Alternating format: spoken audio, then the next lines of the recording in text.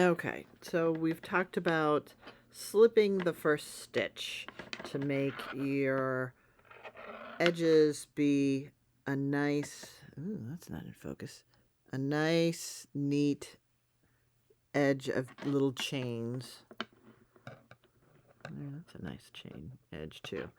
And the advantage of that is if you're sewing pieces together, you'll have a nice, recognizable edge of where to pick up stitches, when they're side by side, for pretending like they're side by side. You could see, line the chains together, that kind of thing.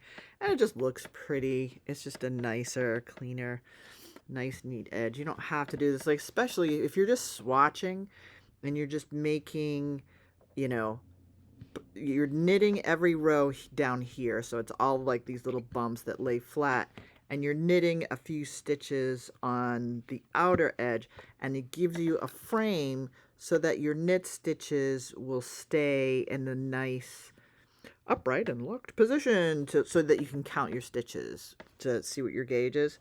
And so when you're just doing a gauge, who cares? But if you do care and you want to make your stitches look like something a little better. Now it depends on if you ended your stitch. So on this row, I did 3, I've been doing 3 knit stitches and doing purls over here and then just knit stitches over here. So you've got the bumps on this edge and purls over on this edge. So if you end with a knit stitch with the yarn in the back, that's how you've ended this row, and you turn it around and the yarn is in the front, that means your knitting is ready to purl because it's got the little bumps, it's got the yarn sticking out. So to slip that first stitch, you would slip it purlwise. This is slipping knitwise. This is slipping purlwise, right? So you would slip that stitch, and now you're going to knit, so you have to bring this yarn through, between the needles,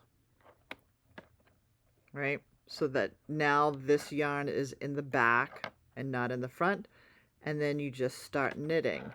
And what that has done by bringing the yarn in the back has effectively wrapped, my needle keeps getting caught on my bracelet. It has wrapped this stitch so that it makes the little V's. It makes that overlapping little thing happen.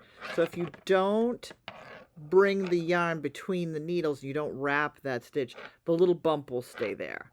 Now, if you, let's say, instead of, the last stitch on this side that you did a knit stitch, let's say the last stitch that you did was a purl. So you purled this last stitch, the yarn in the back like that. Now the yarn is still in the back when you turn it around.